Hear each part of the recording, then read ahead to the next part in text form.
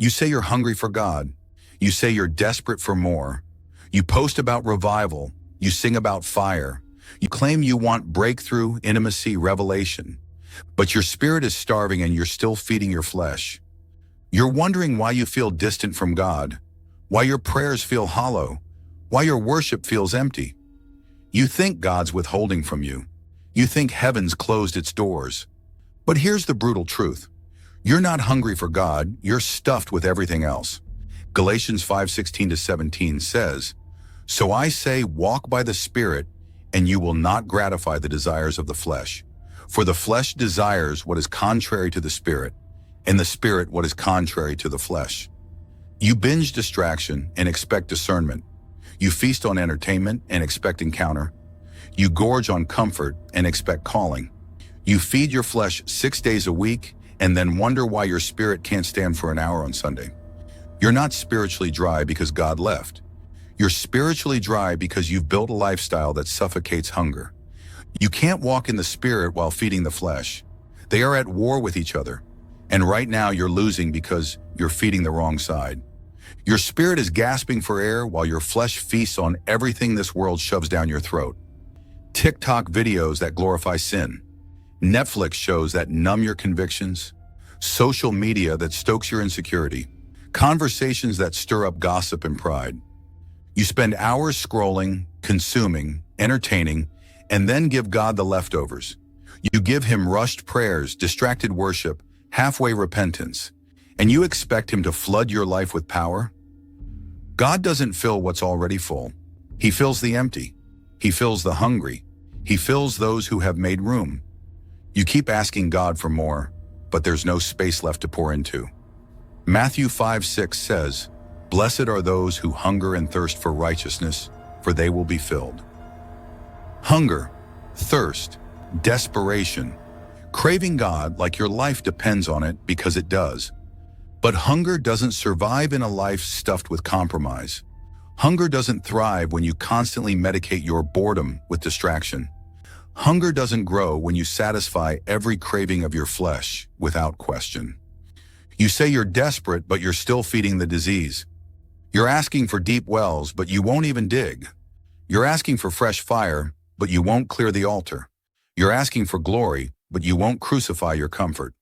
You fill your mind with junk and wonder why you can't discern God's voice. You flood your soul with noise and wonder why you can't hear his whisper. You pile up fleshly entertainment and expect to experience the holy. Isaiah 55:2 says, "Why spend money on what is not bread, and your labor on what does not satisfy?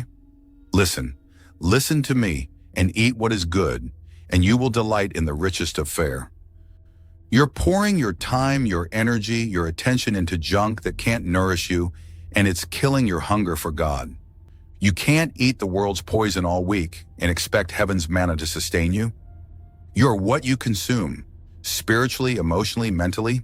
If you binge darkness, don't expect light to spill out of you. If you ingest compromise, don't expect holiness to flow freely. If you live at the table of the world, don't expect to feast in the courts of God. So if you're spiritually weak, spiritually dry, spiritually exhausted, maybe it's not because you need more. Maybe it's because you need to cut off the junk food that's killing your appetite for holiness. 1 Peter 2:2 says, "Like newborn babies, crave pure spiritual milk, so that by it you may grow up in your salvation." Crave it, long for it, desperately reach for it. You keep saying you want God to move, but your habits betray you. Your cravings betray you. Your choices expose you. You want to feel close to God, but feeling isn't the issue. Feeding is. You're not feeling distant because God moved, you're distant because you moved. Away from his table, away from his voice, away from his presence, and you filled the space with everything else. It's not that God isn't enough. It's that you've made him an accessory to your real diet of flesh-driven living. If you want to be strong in the Spirit, you have to feed the Spirit. Daily, consistently, ruthlessly. You have to starve what's killing you. Shut down the distractions. Cancel the compromises. End the cycle of emotional eating and spiritual starvation. Because every bite you take from the world's table numbs you a little more. Every compromise you call no big deal chips away at your hunger. Every casual choice to feed your flesh starves your spirit further, and at some point, you'll realize you're not just spiritually hungry, you're spiritually dying. You'll show up at church desperate for a fix, hoping a song or a sermon can resuscitate what a week of feeding your flesh has killed.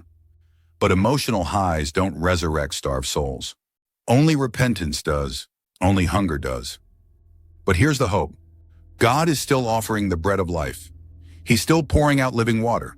He's still waiting for prodigals to come home, not with perfect records, but with empty hands and starving hearts. If you're tired of being spiritually starved, run back to the table. Get in the Word not just for minutes, but until it cuts, convicts, and fills you, until it becomes your daily bread and not your emergency meal. Pray not as a formality, but as a lifeline, as if without Him you would drown. Worship not to feel something, but to offer something, to enthrone the King, not just appease your emotions. Fast not to manipulate God, but to kill the flesh and clear the noise. Get desperate enough to detox. Get hungry enough to burn your backup plans. Get tired enough to starve your distractions. Because revival doesn't come to the well-fed flesh. It comes to the starved, surrendered spirit. You're spiritually starving, but you don't have to stay that way. Choose your diet, choose your table, choose your life. Because what you feed will live and what you starve will die. This is war. Win it.